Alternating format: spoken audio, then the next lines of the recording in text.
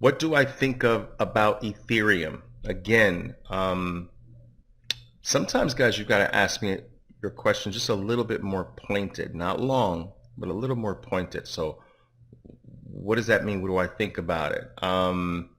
Those of you who are following my moves in the cryptocurrency market, you know that that's primarily the key crypto that I'm focused on. I am obviously involved in Bitcoin, but Ethereum is the one that I'm the most heavily involved with. And so if I hope that answers your question. I've been playing Ethereum as well as a variety of other cryptos very, very heavily since March. It's March 13th to be exact. Was my first real big foray into Ethereum, and it's turned out to be one of the best moves I made this entire year. And this entire year, for the most part, has been a truly incredible year. It's been an incredible year for the markets. It's been an incredible year for my traders. It's been an incredible year for my personal performance, not only on the short-term oriented trading side, which has been bonkers, but it's been really one of the most profitable years from the wealth side of my portfolio as well. So it's been truly, truly a very special year as it relates to that. And of course, as you guys know, the pandemic doesn't really affect traders. And so fortunately, we were not hit or destroyed in any way by what has really decimated families throughout the entire world. And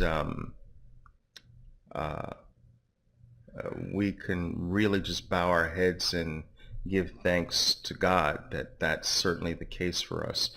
If anything, the situation has really truly helped the talented trader. And I guess one of the benefits, my heart does go out to all those who were negatively affected, though.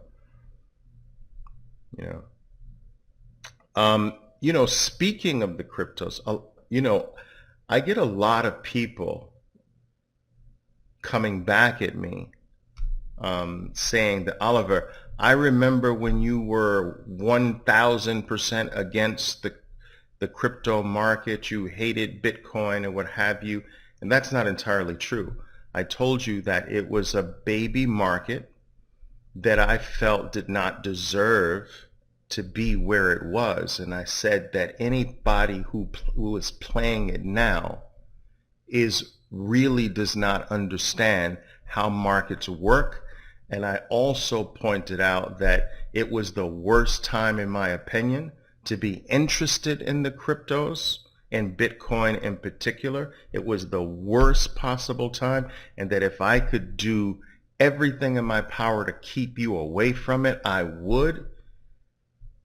Yes, I did say that. And so now they say, well, Oliver, you changed your mind. Not really.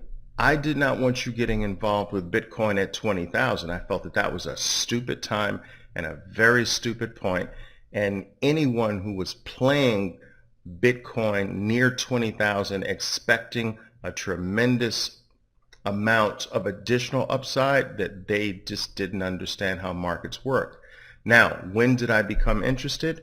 When the crash happened. And if you remember, I said, I've got to see how this market fares during a crash. It has not yet experienced a huge major collapse.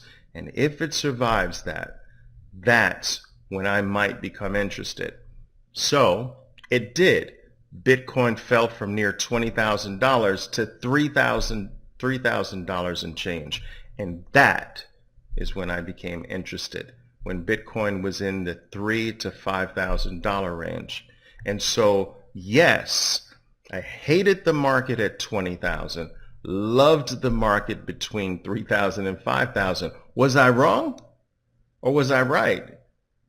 You just have to understand, I do not like where, for instance, a segment of the NASDAQ market is now, and I don't want you touching that. I don't want you expecting long-term gains from these levels. It's just not going to happen over time. It's not going to happen. That's not how markets operate.